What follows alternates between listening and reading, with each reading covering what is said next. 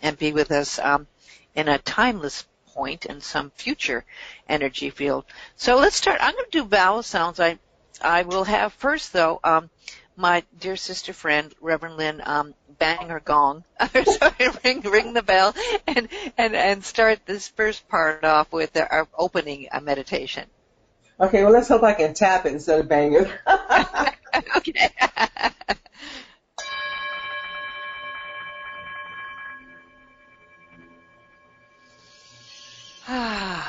Okay, there are certain vowel sounds we're going to be doing together here. And the vowel sounds I'm doing, and I'd love to have you join me, is A, E, O, A, U, Ma, and then the sacred sound of the universe, Hum. A is the heart vowel opening. E is the head. O is the root chakra. A is the throat. U the solar plexus. Ma the crown chakra. And Hum is the energy from the pillar of light from Father, Mother, God down through us. So I'm going to start with this, and you can join me too. We can't hear everyone else, but I know Lynn and you can, and I can hear at least. So we're going to start with Ah. So let's do together. Ah.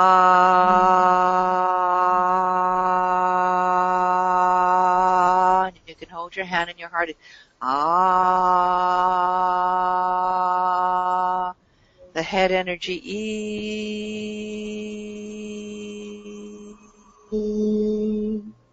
Throat is A. And solar plexus is U, as in human, U.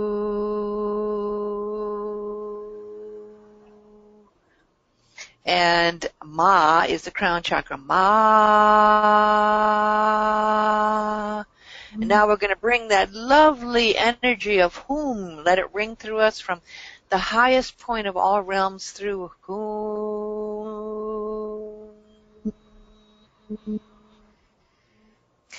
And I'll start with the lovely Lord's Prayer. And I just want to say a note here. In the Aramaic Lord's Prayer, from the Aramaic, the words in the beginning was Father, Mother, God. There was no separation in the Aramaic for the word of God separating Father and Mother. That came later when religion wanted to take over and control things. But we'll start with that, and I'll say Avun de Boshmaya Ni Tekadash Shema Te Malkuta Nue Sevyanaka Kana de Boshmaya O Baraha Haulan Lakma Desum Kanan Yamana Washvoklan Halbain Ikana Dapanyan Shwakina Hayabain Ula Talan El Nisiona Elapisan Menbisha Metal de la Kui Malkuta Uhaila Utishbakta La Alam Amin Amen, which translated in this version says Father, Mother of the Cosmos. Shimmering light of all, focus your light within us as we breathe your holy breath. Enter the sanctuary of our hearts, uniting within us the sacred rays of your power and beauty. Let your heart's desire unite heaven and earth through our sacred union. Help us fulfill what lies within the circle of our lives today. Forgive our secret fears as we freely choose to forgive the secret fears of others. Let us not enter forgetfulness tempted by false appearances, for from your astonishing fire comes the eternal song, which sanctifies all, renewed eternally in our lives and throughout creation. We seal these words in our hearts, committed in trust and faith. So today we're going to talk about love. And I want to honor each and every mother, whether present on this earth or on the higher realms that have moved on. And I want to honor also the Divine Mother. And thank you for joining us on this day before Mother's Day. We, for a long time, have forgotten the power of the Divine Feminine and the Mother. I believe in the time of Atlantis and Lemuria there was a beautiful balance of energies of the divine feminine and masculine. And there were things that happened that brought the power that was manifest then out of sync to kind of start over again. And it was maintained, I believe, a bit in Egypt. But if we can fast forward from that time to the time of, imagine the time of Christ. And before Christ's birth, there was this lovely group, and you probably have heard of them, called the Essenes. Now, at this time, there was a lot of very lower forces and energies, of course, going on. And there were many, many that realized that things needed to change, just as in today's world. And the Essenes were a beautiful group of people who were well aware of the need to bring in the Master's light and the divine energy. And I really have studied this. I know Dr. Masters for years always recommended, and I read it when I was in my teens, the Essene Gospels of Jesus Christ. The Essenes were very much like, well, I don't know, maybe we would have called them a hippie community, but they didn't eat meat, they wore white, they practiced meditation, and they were aware of the higher energies. And Mary was a member of the Essene groups, and I believe Mary was very, very aware of these practices and was equal to exactly the highest energies we'd find in any master at this time, of course, and perhaps higher. Her goal was union with God. And that goal was achieved by Mary.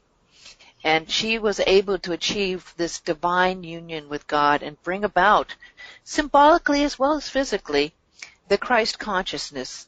And of course, this is a major part of our own practice, to bring into balance our own lives and to find that union of God and enlightenment and that cosmic Christ consciousness that brings about the balance of love and light in our life. So I wasn't expecting this, but a real brief background of my history. I've been, of course, as you know, meditating for over 50 years, and about 2 years ago in a meditation retreat, I never really even felt comfortable saying Father, Mother, God, and I certainly believe in all religions and all faiths, leading Christ being my teacher and the head of the table of the hierarchy. But I had not ever really recognized Mary as much except as divine master being. And I was really surprised when she came to me in a vision. I didn't expect it. I'm not Catholic, but she very clearly came to me and said she was for everyone. It's not one religion that owns her, but everyone beyond all religions. And her main concern was the balance of what was going on with the world's energies, and that it was after thousands of years to bring time finally for the divine feminine to bring about this balance needed in the world with the balance of love. And that was her vehicle. And I was actually handed by her a globe of golden light.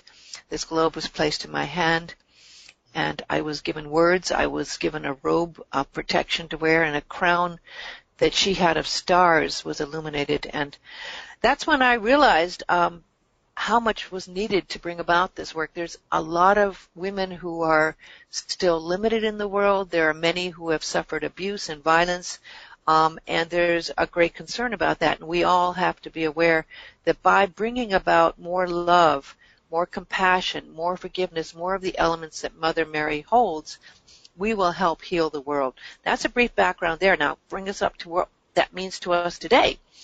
Well, we're going to be having a meditation and bringing in that divine love. I have always used this for many years now, this kind of a litmus test. And I'd like you all to maybe have a pen and pencil or whatever vehicle you use. Could it be maybe your phone or computer handy, just to maybe jot down notes after we go through these exercises. But the litmus test involves love. And there's 3 words to kind of let us, or I found to let me know what part of myself needs to be worked on. We all know that when we sit in meditation, we have the opportunity to join with God and be one with God, but sometimes certain blocks come up. And I had indeed that happening to me, and it wasn't through knowing the safety of the practice of divine protection and compassion and mercy of Mother Mary that I became aware that I had gone through sexual abuse in my childhood from a babysitter next door, and that I had been raped at the age of 12 from a boy that I totally blocked out, that I'd kind of been seeing as a friend. And I didn't realize the effects of that till I knew the safety and protection of Mother Mary. But I worked on these 3 words. I am loved, I am loving, and I am lovable. Now, if you can maybe remember or just think of these 3 phrases, and this will give you an idea of what you might want to work on as we go into meditation today. When we say, I am loved, say to yourself, I am loved. I am loved. Do you really believe and feel that you are loved? And maybe on a scale of 1 to 10, where would you really feel in that feeling of I am loved? The second phrase is, I am lovable. This was one issue I had to work on very deeply because I had had my self-worth kind of damaged through these sexual abuse things I'd gone through. And I didn't feel lovable. I didn't know that. But if you say, I am lovable, where in a scale of 1 to 10 do you really feel lovable? Do you believe you're lovable? And the third phrase, I am loving. And this is one that I find a lot of women are the ones that are the givers. The givers, I am loving, right? Sometimes women have a hard time receiving, but they can be the mother. It's kind of known as the giver, right? So I am loving, and how do you feel on a scale of 1 to 10 of I am loving? Now, the one that you find you're lowest on the scale of 1 to 10, that's what we want to be with today and work with in meditation. So whatever that might be, we definitely want to stop and say, okay, this is what it's going to be put forth to in our meditation to work on, to bring into balance. And we're going to go into a meditation right now to work on this, and with that aspect of this compassionate, unconditional, merciful, wonderful love that we're going to bring into ourselves, that's going to bring us to the balance of the divine feminine and masculine and union with God. I know that sounds rather ambitious, right? But with God, with Father, Mother, God, all things are possible. So we're going to go into another meditation here. We're going to breathe in divine light right now. We're going to bring the power of infinite light in a pillar from Father, Mother, God down, pouring down from the highest realms in this lovely pillar of energy. And it's pouring down now, and allow it to come and be poured into your crown chakra and down into your head area. And see this crown, this channel of energy opening up your channel of light, which maybe you think of your Ida Pingala maybe an inch or two. Let's open that up to about 3 inches so there's more room for more light to come pouring down from our head down to our throat chakra, into our heart chakra, on down to our solar plexus, and down on through the base of our spine, balancing that energy, pouring on down through our legs and out the roots and bottom of our feet and into the earth below. And now we're going to breathe in and release it back up and pour in the love aspect. So we're going to combine here now the light and love aspect of God, the Father and the Mother. And we're going to bring the love aspect down through us, pouring and filling our crown chakra that's now alive with the stars and the light of the heavens, and in from the crown chakra into our head, our throat, into our heart, solar plexus, root chakra, and on down to the earth. And now we're going to breathe in that energy and balance of love and light, and let it fill every single cell of our body, reactivating every part of our DNA, and invite the divine presence of Father, Mother, God into our heart. And now we're going to go into a divine place of the higher realms. We're going to go into this divine garden in heaven. And we're going to be there, and this garden is surrounded with flowers.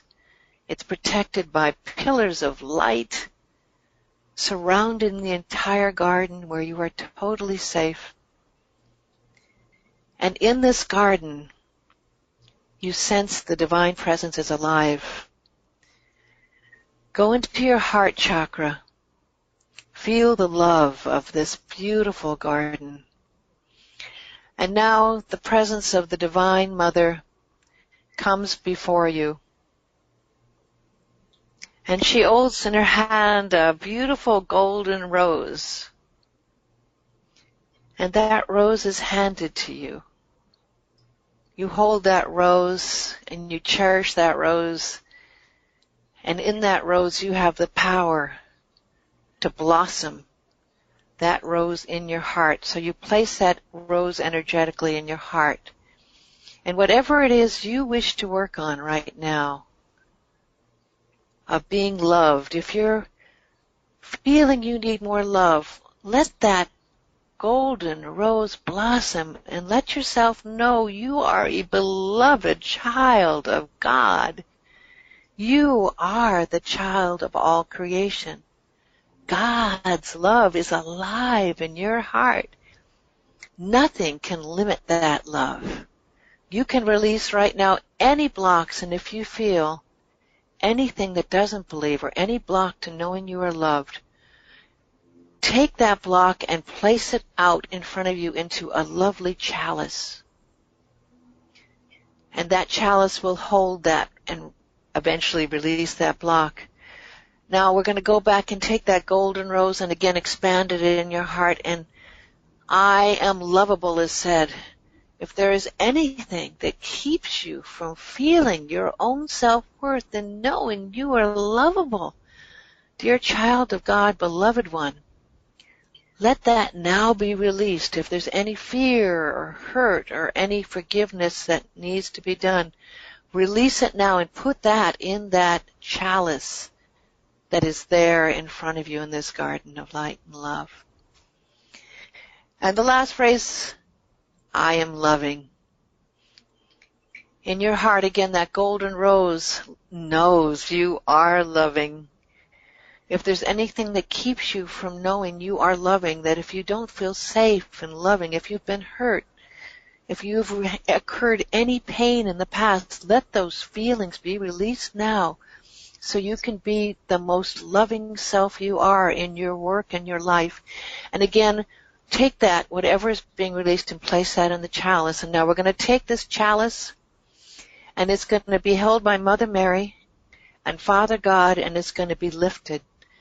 It's going to be lifted up and up and up and up, and it's going to be released into the ultimate light and pure spirit.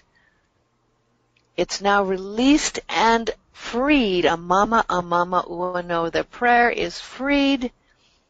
And now that it's freed, you're going to bring back from the chalice what you need in your life to completely, now that you are free, make your life the most loving, lovable, and worthy life you can. Create for a second what you would like to create that holds that love you want into your life so you can express it fully. And bring that light and the love in that chalice and let it pour again down through streaming heavens of light and love into your crown chakra, into your neck, into your heart. And there that golden rose completely blossoms, and it spins there in a clockwise circle, spinning round and round and round, completely opening up yourself to limitless love and light. And that love now is going to go out to the world. Let it now go to a beloved one you know, and let that beloved one's energy be filled with your love and light. Let it go to any family members, any children, to your mother. Send that beloved light from the Holy Ones, the holiest of holies, out to your family members. Take that love and light that is infinite and limitless and send it out to those who you work with, maybe in your workplace. Send it out to your neighbors, the place you live. And as you send it out, it is sent out on the wings of love and it circles the planet and comes back to you now 100-fold.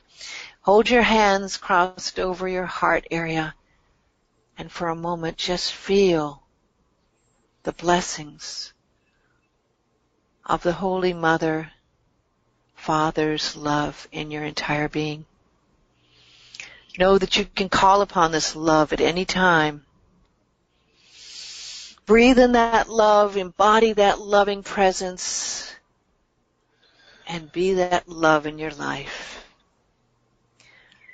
And now I'm going to say some powerful words. 12 times the light of 1,000 suns. I am that I am. 12 times the light of 1,000 suns. I am that I am. You can repeat these words if you feel comfortable. And 12 times the light of 1,000 suns. I am that I am. I am that I am. And we're going to close with that ah sound again, the vowel sound of your heart, that ah, which is God, which is Mother, ah, ah.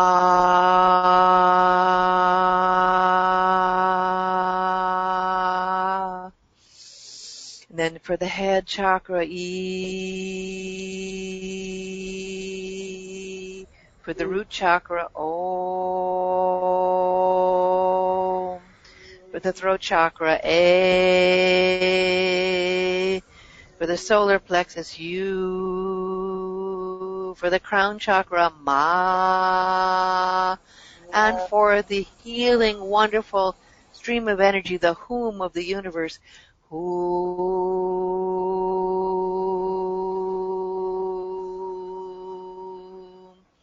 We thank you, Father, Mother, God. We thank you, Holy Spirit, in the presence, and we thank you each and every one that has opened your heart to the loving presence that is the truth of who you are. Thank you, God, and so it is. And so it is.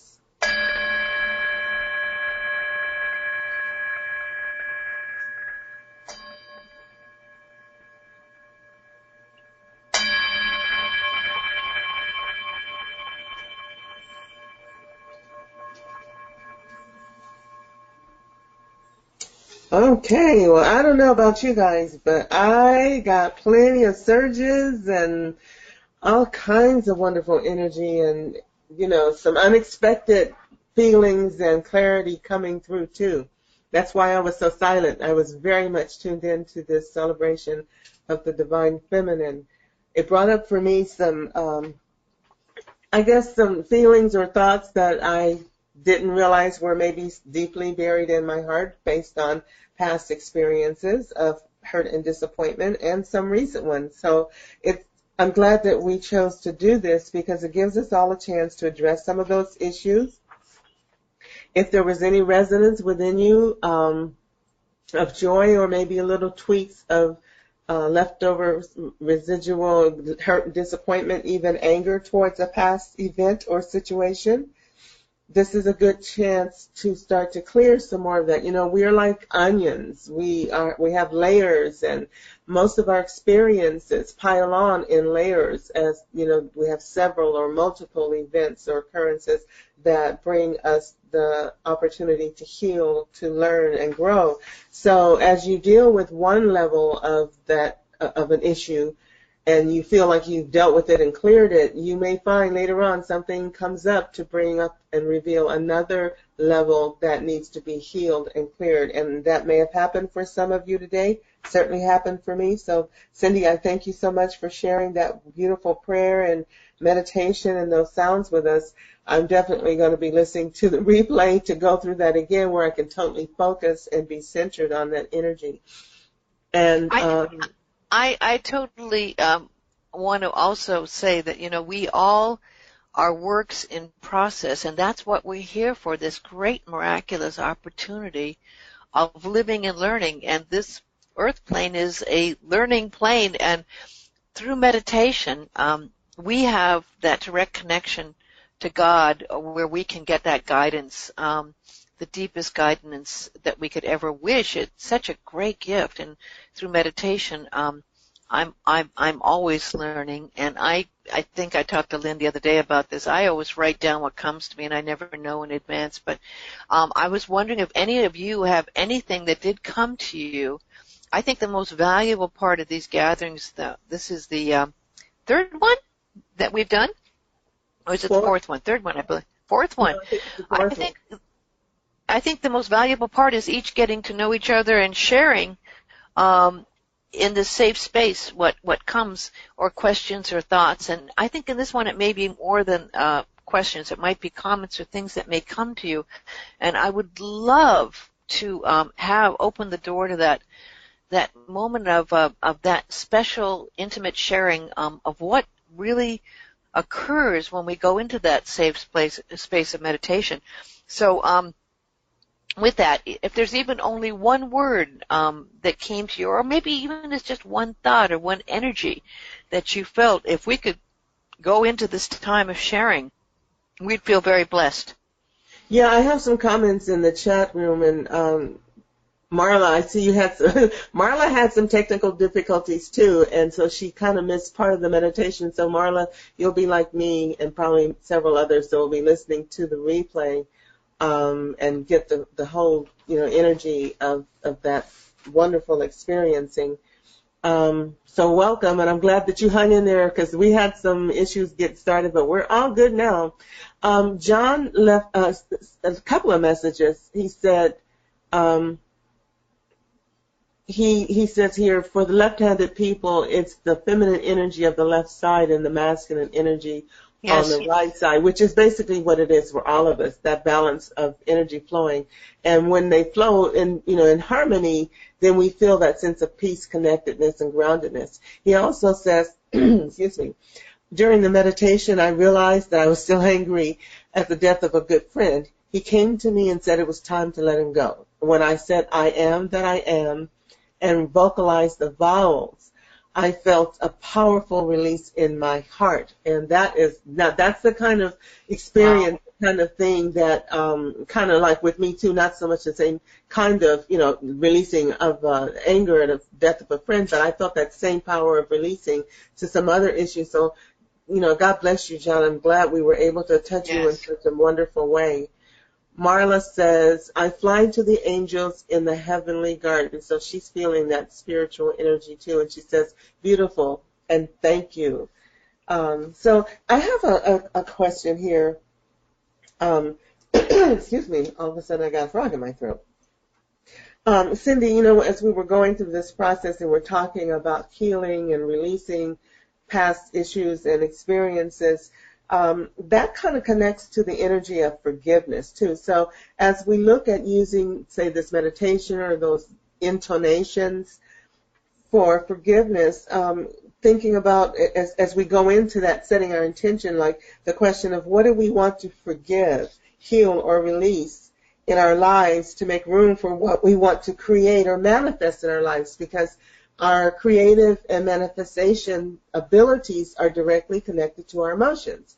And that shows up in our lives in ways that we desire, and for most of us, in ways that we don't want. And many people have a hard time understanding and connecting that emotional creativity to that power of creativity, and not realizing it's not really a cerebral or intellectual process, it's an emotional one. That's what connects and talks to the law of attraction. So how do we connect this process or use it for forgiveness as well as healing and releasing?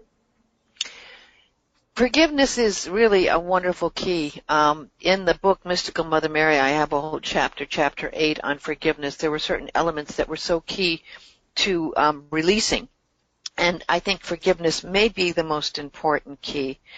And as you well know, beloved Lynn, it's forgiveness on two levels. There's forgiveness we need to have for ourselves and the forgiveness for others. For in truth, we are one on the highest level, of course, and we bring, and this is so hard for people who have really been hurt to understand, we bring into our lives that which we need to learn to grow from. So we have situations that come up in our life that allow us to forgive. Obviously, if we were to go into the Christ life example, he said, Father, forgive them, for they know not what they're doing. And for those who have experienced deep hurt where there's been a death or someone killed even, the deepest forgiveness came when, if a child was killed, there's examples where a child was killed and the mother went to the prison and forgave the person in jail, and that landed up actually in this particular case them being good friends after the person was released from jail. To imagine that kind of forgiveness. But this kind of forgiveness is possible, but only if we can get out of our own ego, and only if we can go into that highest place of that love of Mother Mary, Christ, God, that love that does forgive all and understands on one level this earth is all just a dream that we are learning from to get free. And it's a hard lesson, but I mean, if we look at the biggest and most wonderful teachers, whether it be Christ or whether it be the teachers that of Mahatma Gandhi or those that have been, Martin Luther King, they actually chose the path of that would be the hardest because they knew they had to forgive and learn, and they had so much to share, and their path wouldn't have been possible without forgiveness. So it's a daily practice, I think. Gerald John Paulsky has written many wonderful books on this, and I think it's a lovely practice. And it's one that's, some people just say you think you can just forgive, but I think if we've had deep traumatic hurt in our lives, I think it will be a practice we can use on a regular basis. Because I don't think it is sometimes just saying, okay, I forgive you. I think it goes even deeper than that. It takes going, like you say, the onion, Lynn, deeper and deeper and deeper into really why did this happen, how did it occur, and continuing to forgive others and forgiving ourselves as well. Absolutely. And, I've, like you, have had so many experiences in my life where I had to go to that deep place of releasing and letting go and practicing forgiveness. I always tell my clients, because it's so hard for some people to forgive, I always tell them, forgiveness is not as much about letting the other person off the hook or condoning what they did or in any way, giving them an excuse. It's more about you setting yourself free so you can detach from the experience so that you can move on. Because truthfully speaking, sometimes we have to forgive someone who may not be in our lives anymore, someone who may have passed on or who's just left our lives, and we are left feeling that hurt and disappointment and anger and holding on to that, which is what we experience in our bodies and minds and souls that disrupts our own lives. So, however you need to experience forgiveness, sometimes you can do it by writing a letter that you may bury or burn, or you can just, say a prayer out loud, or maybe just speak to them out loud, expressing that forgiveness, because the sound of our voice carries so much power as you speak it into the universe. But remember, forgiveness is about you first, and it's about you releasing that experience so that you can learn to be joyful and live again.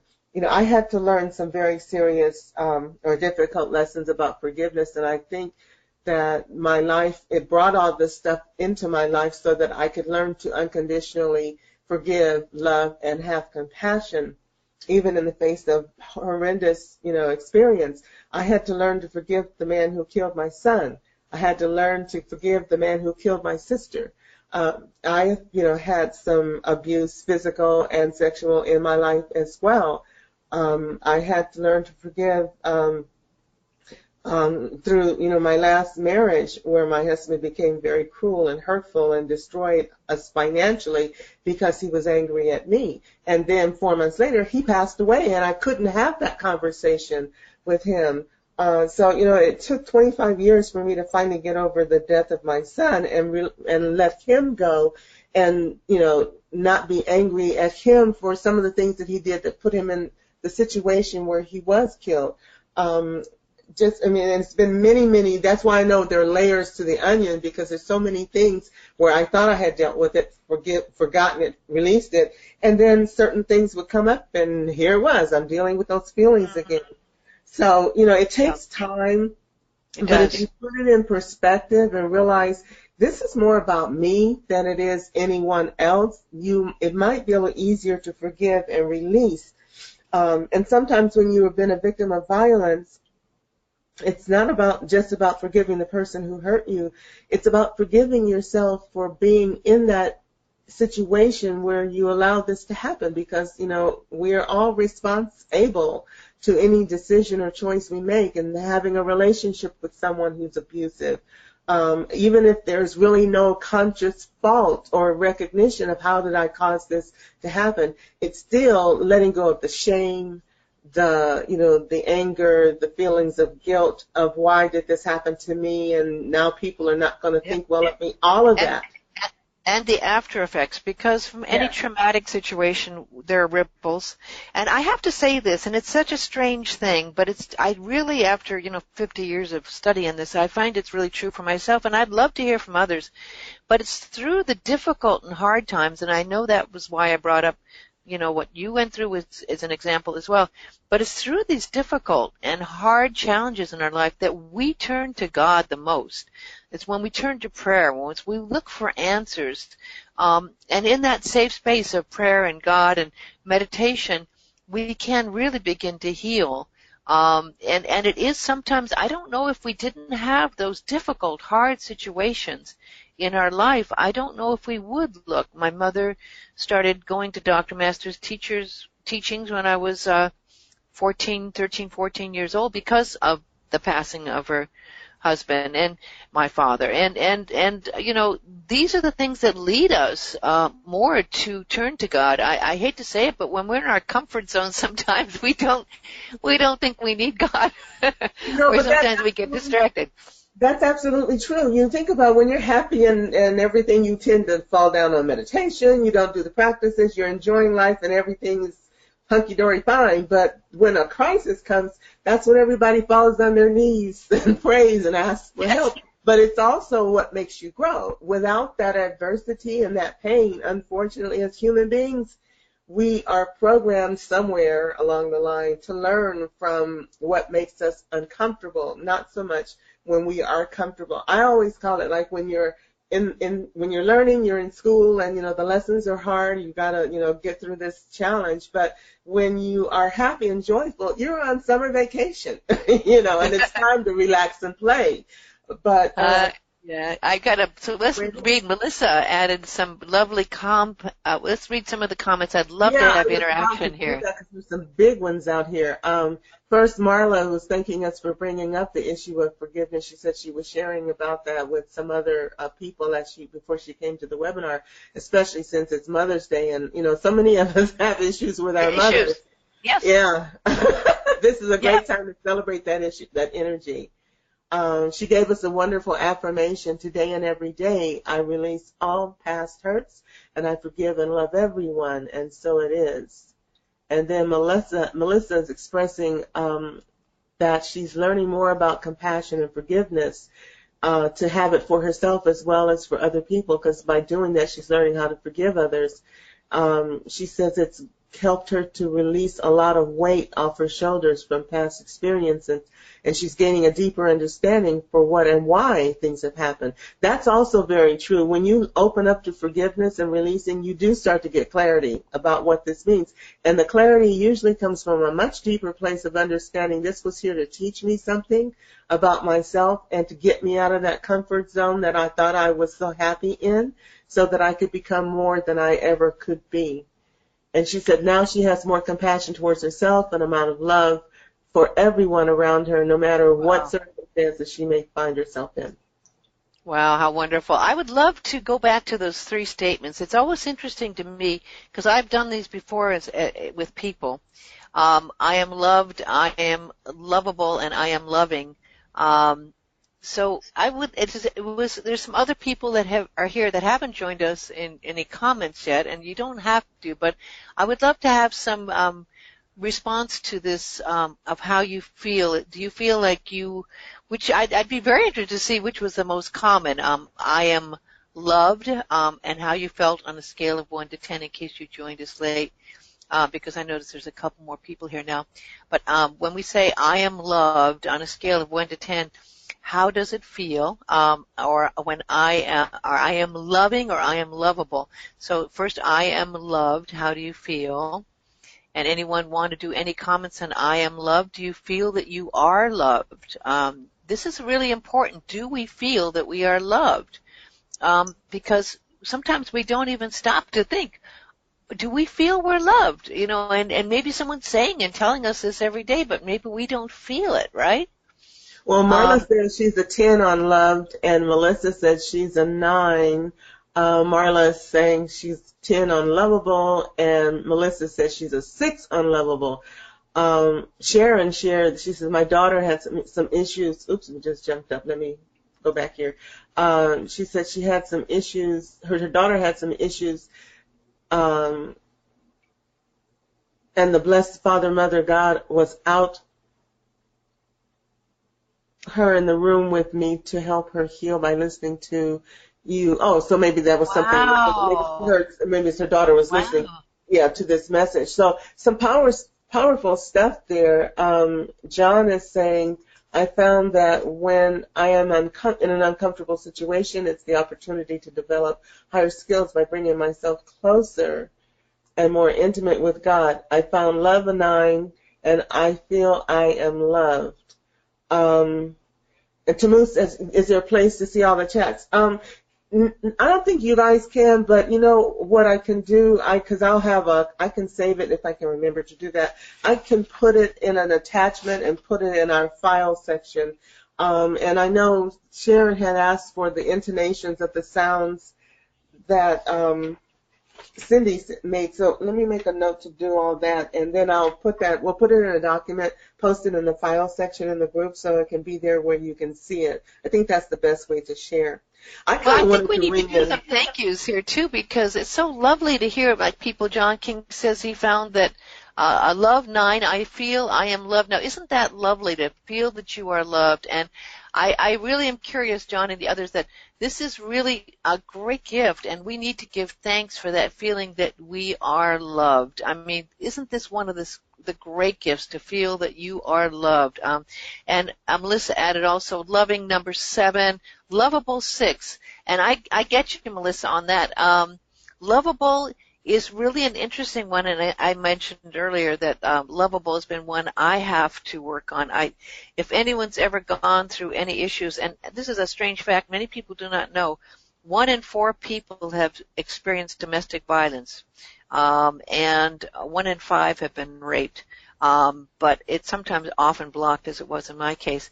But sometimes we don't feel we're lovable, and I certainly had to work with this issue myself. And being lovable it's so interesting, because sometimes you find even the biggest named beautiful stars in the world don't feel they're lovable, and it makes them really out there wanting to become famous because they want to be, loved by people. So they want to, if they don't feel lovable, they work hard on getting love, right? Yeah, and that's the whole reason that they become famous, is for that adoration. I mean, a great example of that is Michael Jackson. He was one of the most insecure, damaged souls and spirits out there. His entire life was spent trying to find that love, but yet and still he was so beloved by the world that, it was something that he could never quite grasp. Even though he had it, it wasn't a personal experience. And I wanted to chime in on that rating too, because when I mentioned earlier about things that came up for me, I've been using this affirmation for probably 30 years, because it was one of the ones that I learned when I first started studying science of mind back in the 80s. And we were using it for various reasons, even to bring love into your life, because it clears away some of the resistance and trust issues and barriers to having a loving partner. But when you did that meditation, it came up on a different level for me, and I had issues with I am loved and I am lovable. I have no problems with the loving part. I know I'm a loving person. That's been expressed, in every area of my life. But the loved part and the lovable part is really profound for me, and I thought I had kind of weathered or moved past that, understanding what it's about, because, most of my family, excuse me, has passed on, except for my daughter and a couple of nieces and a nephew. And for many years, my daughter and closest niece were estranged. I didn't speak to them for years. The first time I saw my daughter on Christmas, it was the first time I'd seen her in over 3 years, and before there was a 5-year gap. She was angry about some things, I don't know. My niece from my youngest sister, I hadn't seen her since 2004. I saw her at Christmas time. It was a wonderful reunion, but because of my family passing away, and then my close blood family not being near me, and my rejection or the anger from my niece and my daughter, I didn't feel loved at all. And there were some things going on with, the men in my life. I was attracting abusive, friends and partners. So I withdrew from all of that to protect myself. And so the feeling of being lovable, it was like, for some reason, I must not be lovable because there's no one here to love me. So that's when I really started getting into the angels and dealing with Jesus, and really really deepening my connection to God and working with the Ascended Masters, because I didn't have physical love partners. I had to pull in the spiritual love and support, which is very powerful when you connect to it. But it was through that experience of total physical separation. And, Cindy, I've told you about how I've been kind of like living a hermit life for the last decade or so for that reason. And I have not had a partner in my life since 2004. It was because of all of that needing to heal, cleanse, purge, and then protect myself. And then as I finally healed and got back to feeling like a whole person in around 2012, 2013, the choice was made to not connect or go out trying to socialize and connect, because I felt like either I wasn't lovable or that I would continue to bring in people who would not treat me well. And my choice was to get my love and connection and support from the spiritual realm, and from the love that I could pull in from people that I met, unfortunately, through the internet and on the phone. So it brought up a lot, because I was thinking, am I really feeling lovable? How do I feel about being loved? And I can still give and be loving, but the other two, that triangle has two short legs, Yes, yes. Well, it's so beautiful what you said, and I see some other lovely comments here too. Thank you so much, everyone that's participating in this, because in this practice of metaphysics that we're all in, we can go and I have, turned to God, and I've experienced realms of cosmic consciousness. We can be totally loved by God, but we have to be able to bring that back. And it's very, very hard for me, through some of the issues that I experienced in my life, to go back and trust enough to be able to live it in our lives. And for me, that's one of the hardest practices. Some other people don't have those issues. But this is where the real practice comes into being used as an instrument of God's love, and letting that love work through us, and not letting trust issues or fear issues or hurt issues or abandonment issues, which is also another key. A lot of people who feel abandoned have issues. Oh, yeah. So to be able to trust enough in God and ourselves and that power within to know that we can go out in the world and that we are safe and that we are protected, and that we do have, and can always call on the masters and the angels and God and love, unconditional love in our lives. And if we get hurt, we can always go back and be healed, and that we are always all right, that it will all be all right. And maybe we can mention, Sharon says, thank you. And I love this comment, Marla. Thank you, Marla. Says, we can use the nurturing energies of Mother's Day and Mother Mary to forgive, feel, and give more love to all. And it's true. That's why I really wanted to get together. So thank you, Marla, because that is what I do think is so important, Dr. Cindy, she mentions my lovely book that was a gift. I can say it's lovely because it was a gift to me from Mother Mary. She says that will greatly help you to achieve feeling forgiveness, loved, and to be lovable. And thank you so much. I'm glad you got that and were able to use it. Anything that comes through me is really a gift of God and to be shared. And I don't feel anything more blessed than being able to share whatever comes through me. So it's mainly, and I want to say this to you, of course, Marla and everyone here, anything I get is really my lessons that I'm getting.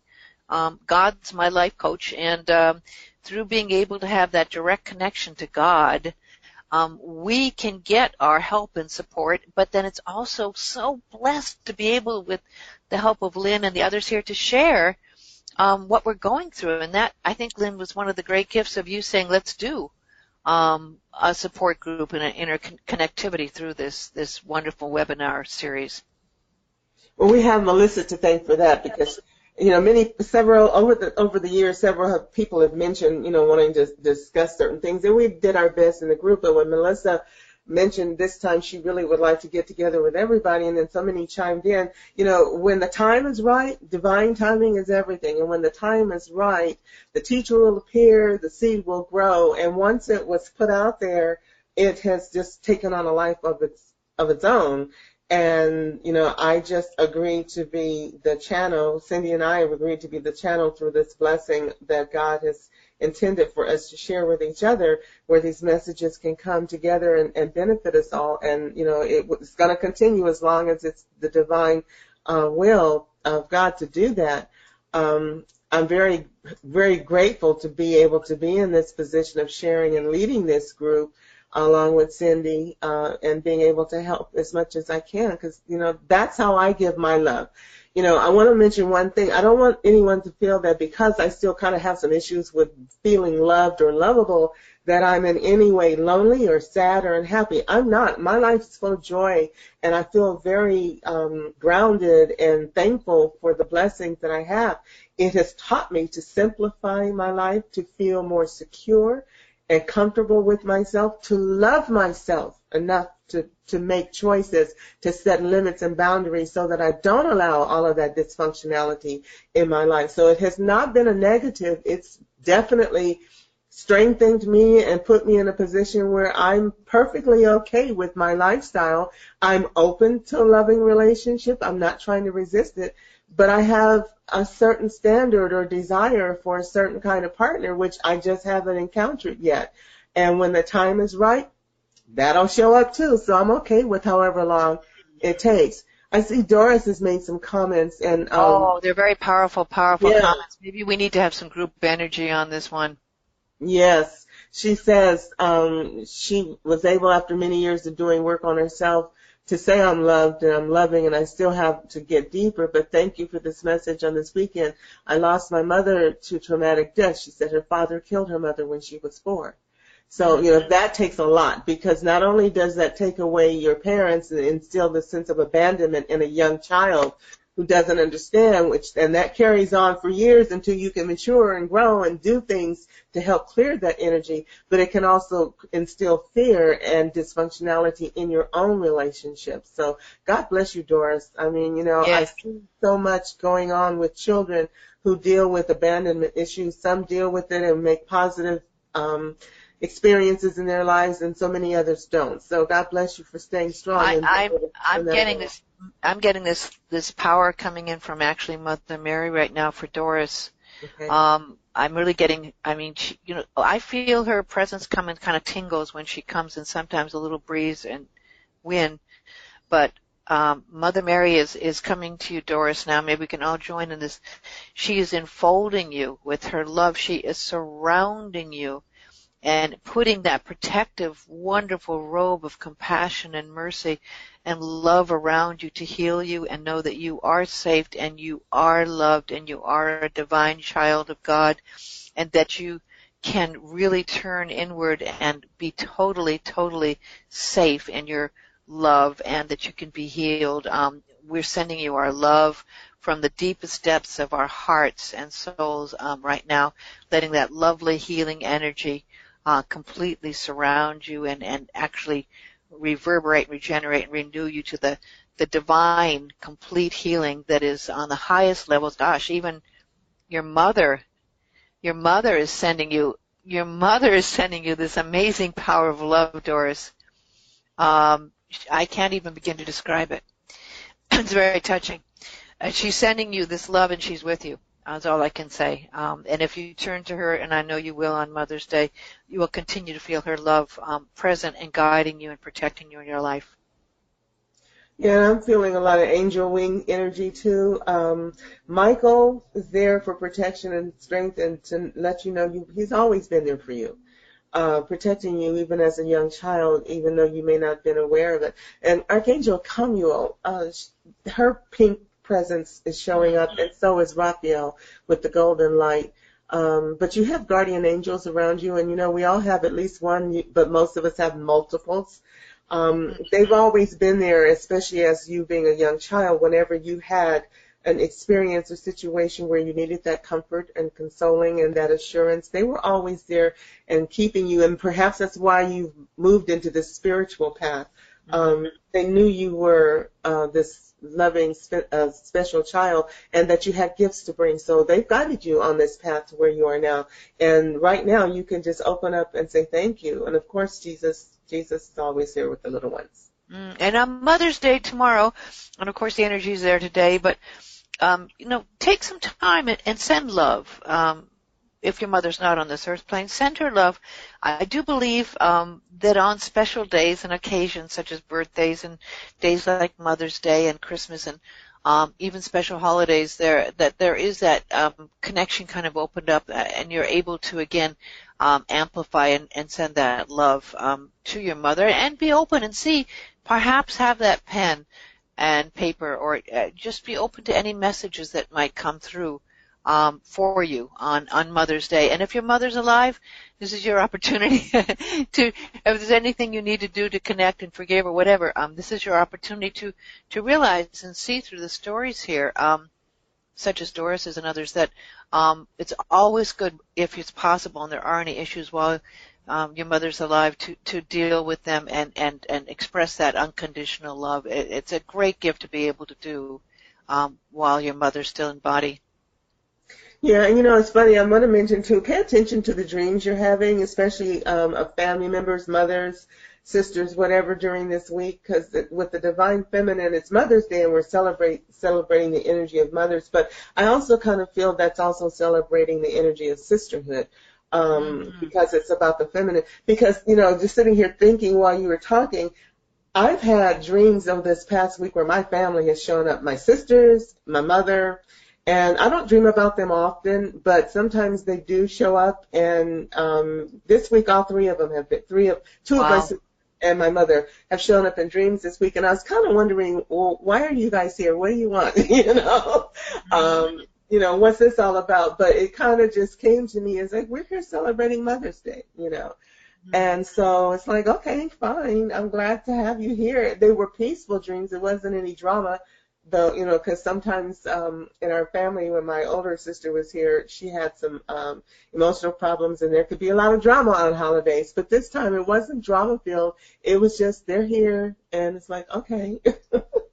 Oh, lovely comment from Doris. We're just feeling so much love. She says, thank you so much. I am so filled. The tears are flowing, tears of love. Thank you both. Yeah, I felt that, too. Wow. Well, listen,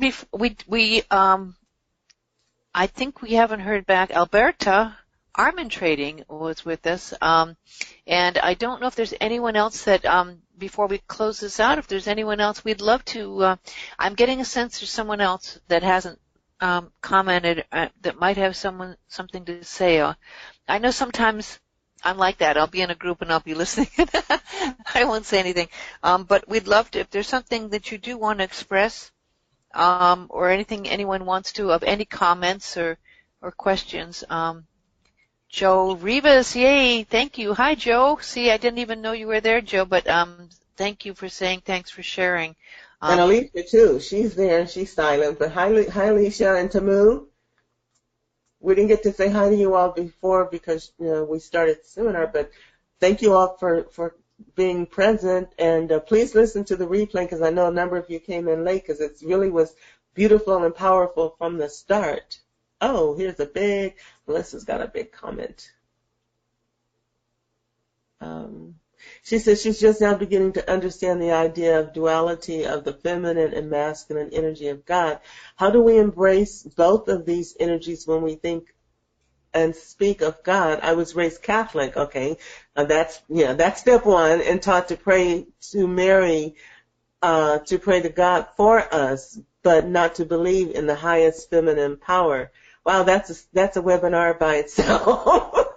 Well, see, this goes back to the thousands of years, and if we go back to the time of Christ, and what Mother Mary really knew, and what Christ really knew, and their gifts, they realized, they knew that this was the case when they took on their assignment, which is to bring that love and light to the world. But as soon as the power and the religion and things came in, there was a lot of money and control because it was so strong. Of course, people realized that this was where the real money and power was, so it got changed and it got turned over to to me, it's almost a sacrilege to say women can't be ministers and they can't be priests and they can't be, they can't be able to serve. I mean, here, look at Mother Mary, and she would be told if she was alive today, she couldn't be giving sacrament, right? And he was like, what? What? Not only that, they didn't even really want to recognize that she had any real spirituality or position for many, many years. I mean, the books were written about her son, but not about Mary her. Magdalene. Mary Magdalene was, that was a whole nother day. But inside we know the truth. Inside, when we have the metaphysical path and way, we can get the truth as the truth is. And I have nothing against any religion, and certainly I love what the Catholics do. They've actually honored Mary more than most, but she very clearly told me she's for all religions and for all people and beyond religion. She's for everyone.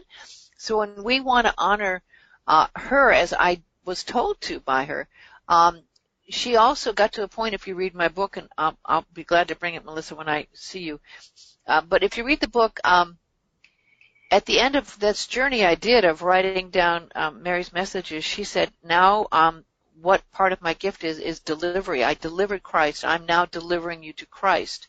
And because I had issues with some of the masculine things because of what had happened in my life, I love Christ, but I didn't have the same ability as I did after the journey of practicing forgiveness and practicing the issues I brought up in the book.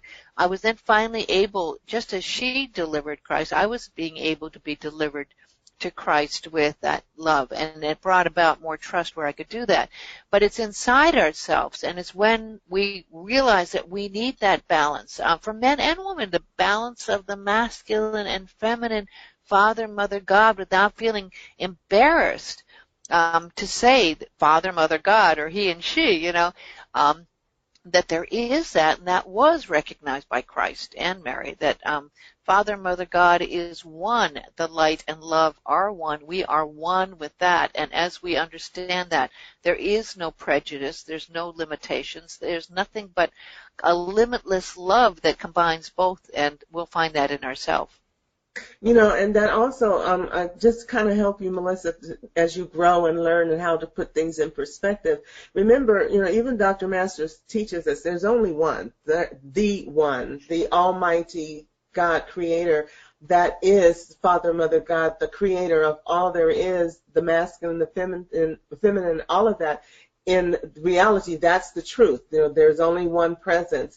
The duality happens in physical life. It really only exists on the physical plane. So when you've got this, and it's for the purpose of creation and experiencing, but when you've got this mystical or spiritual presence and you bring it down and try to define it and, contain it in this physical world, especially with so much distortion and some cases outright lies about what that is, you kind of have to always try to go within and ask those questions of how do I bring this belief or this training I've had for the duality into the truth of singleness, the singleness of the spirit. And by realizing some of the conflicts between what you've been taught and what you know deep in your heart, it'll help you to clear away some of that dogma and some of that confusion by realizing that, as we talk about, we have both male and female energies in all of us. The men have feminine energy and the women have male energy. And, and as we learn to channel and empower ourselves and balance that energy, women become more prominent, more strong, more creative, more self-reliant and fearless.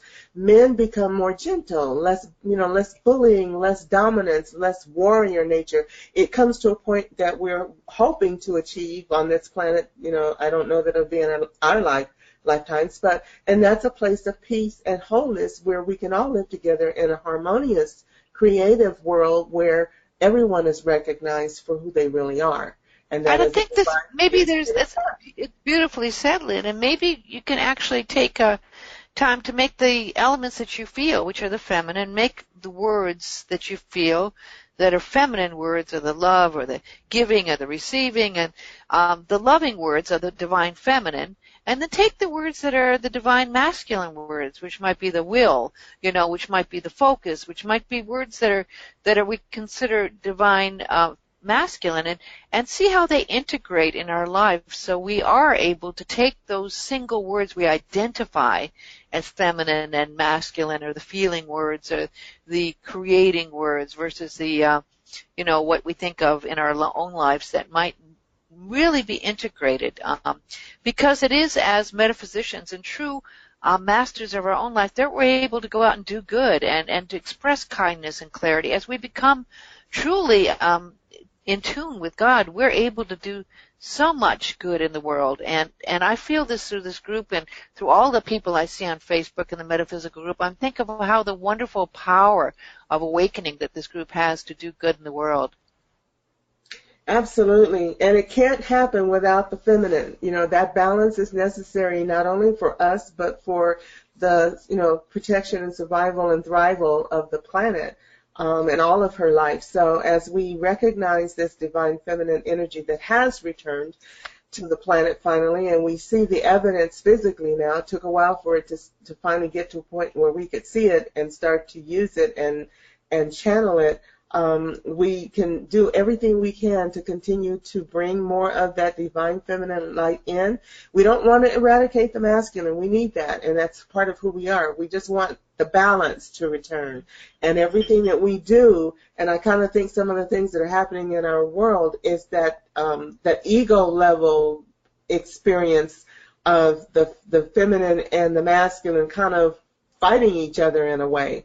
The masculine dominant energy kind of feels like it will be overwhelmed and eradicated if the feminine becomes too strong. It hasn't quite learned on the ego level that, no, it's your other half. You hear us talk about my better half. Well, that's basically what this is. It's bringing the other half to the feminine half to the masculine half, and when they blend together and become whole again, we have balance, and then peace will prevail. So it just takes time. I know I feel very blessed that I'm able to have been at the beginning stages of still the development blossom of but as in the radio business when I was starting, as a DJ and everything, there were many people that had a lot of prejudice against women and judgments, and I sometimes felt I had to overcompensate by being more masculine and proving myself and being able to fit into a man's world. And I think it's blossomed beautifully over the last 40 years, where there are now a lot less issues for that, and I'm seeing this lovely reality of like, okay, I'm transgender and unifying and understanding, and there's a ways to go, and now we're seeing more people coming out, and the women's march and everything, where women are feeling their strength, but it all balances beautifully too with the fact that, yes, the divine feminine, and the mother told me it's a time for women to become their highest self, and our highest self is a balance, as you beautifully said, Lynn, with the divine masculine and feminine. It's not really a threat at all to the masculine, and the masculine the masculine are being appreciated, especially the lovely masculine energies that are in this metaphysical group, where we see these beautiful men embracing themselves and God and the divine feminine. We love you. Yeah, We there's do no love battle you. here. We need There's you. no battle. You're very needed. It can't be one way or the other without something going out of whack and to the extreme. So, it's, Cindy, you and I came out of the generation where women's lib kind of burst forth and came to the surface when women started burning bras and protesting, and all of this stuff happened in the late 50s and 60s as the civil rights movement became or began and started to make progress in the world. It was all connected.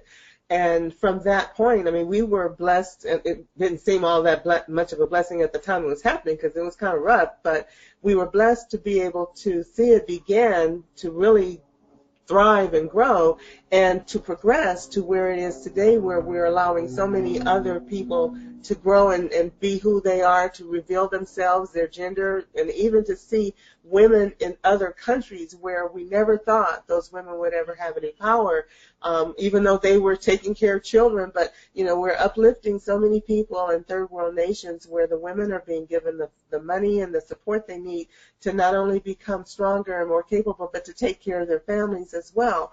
And so all of this is part of what started back here in America in the 1900s. And, even before we were born, women started working with World War II. And when World War II was over, they didn't go back to the kitchen. Many of them stayed in jobs, and it opened up the business world for women to work. When I was a young woman and first got married, I remember when I applied for my first credit card at American Express, they told me I had to have my husband's signature on the application or I couldn't get my own credit card. Well, I was working, and at that time I made more money than he did. And so, it was a real eye-opener. It's like, what do you mean he has to sign my application? So when you think about where we are now, think about how much progress has been made in these decades. So we've come a long way. We still have a long way to go, but thank God that we were able to help champion this movement that brings healing and balance to everyone.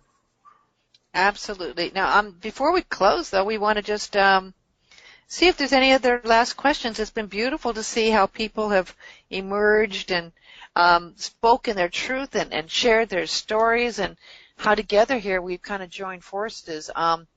And if there's anyone that wants to say anything before we have about a few more minutes before we close out, and I thank God, and I thank Lynn, and I thank Mother Mary, and I thank all of those wonderful teachers and guides and masters that have brought us together here today. I really feel very, very honored and blessed. I mean, really, truly honored and blessed. And I don't know, I feel just so grateful. My heart's really full. And I just can do this wonderful, wonderful deep bow of gratitude to Dr. Masters for starting me on this path some over 50 years ago, and for the wonderful students and teachers and guides and people like Lynn and everyone here present who are doing their beautiful work. And all I can see is this lovely light of this torch of light and love that's being carried forward, which is Dr. Masters' legacy and our own true legacy of being our highest self that's going to be brought forth as we continue on the work.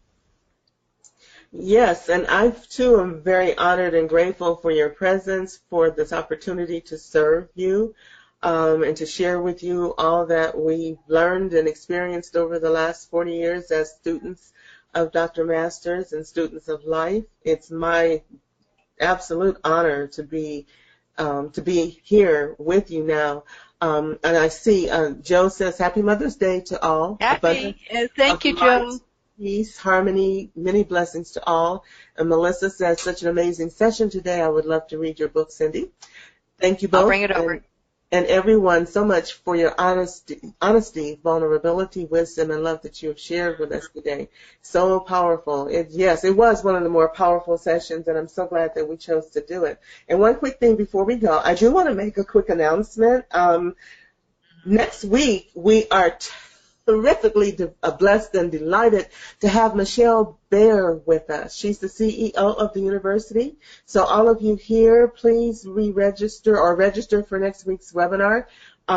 She's going to come in and share her insights, expertise, knowledge, wisdom, and plans for the university and the student body, the alumni membership, of where she sees us going in the future. She's going to be available to answer questions, to give us her wonderful, loving presence and energy. And when you talk about a wonderful, divine, feminine presence, she's that. And if you get to hear from her, you see her posting things in the group from the university, but it'll be a wonderful experience to have her talk to you, and you'll be able to talk, to ask questions and comment directly to her.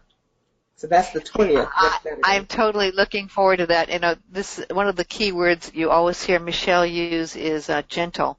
Yes. And she's she's a very gentle soul, and I guess it gives us an opportunity to give a shout out to all the lovely ladies and women in the office who do this lovely work. A lot of us never know their names or see their faces, but again, they are there and they're available for questions, help, etc. And we know that the beautiful seeds are being planted through Michelle's dedication to the continuation of Dr. Masters' work, and we can only say, gosh, we're about a year out from the convention, which will be coming up this time next year. Wow. Yeah, it's hard to believe, isn't it? But next year there will be a convention in Sedona, and so looking forward to being able to share that in so many ways with so many of you here. Whether you can be there present in body or not, there's going to be other ways you can connect. So we've got a wonderful year ahead of us as we continue to grow and plant the seeds that will blossom. I know also Reverend Lynn's got some beautiful other webinars planned that are going to be very interesting and really helpful to us all. So if we could all just hold hands here psychically, hold hands and create this beautiful energy field, a circle of love and light. And let's just all kind of feel that beautiful presence that we have created here, and joining forces with all of our wonderful, soulful energy. And we send the blessings and feel the blessings to each and every one in this beautiful circle present that are here now, and to those who will be joining us, who will be listening later. The Divine Feminine and all mothers, and of course Father, Mother, God, and to Dr. Masters and all the teachers. We just are sending this beautiful pillar, this wonderful radiant light and love that we join forces with today, and we all bow in deep gratitude to your power of who you really are, that I am, that is unlimited, whole, and perfect in expression. So we thank you, Lynn, and thank you, God, and thank everyone here.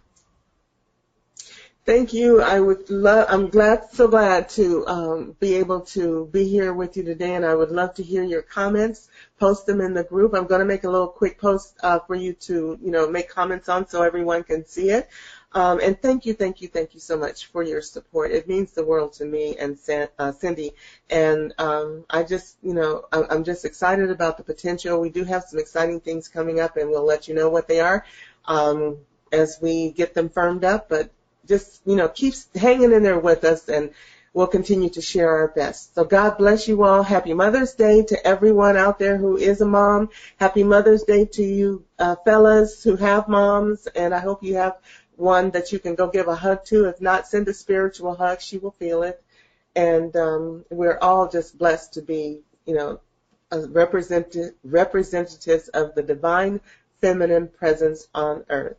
And so it is. And a big aloha. Bye, everyone. See you next week. Bye. Bye.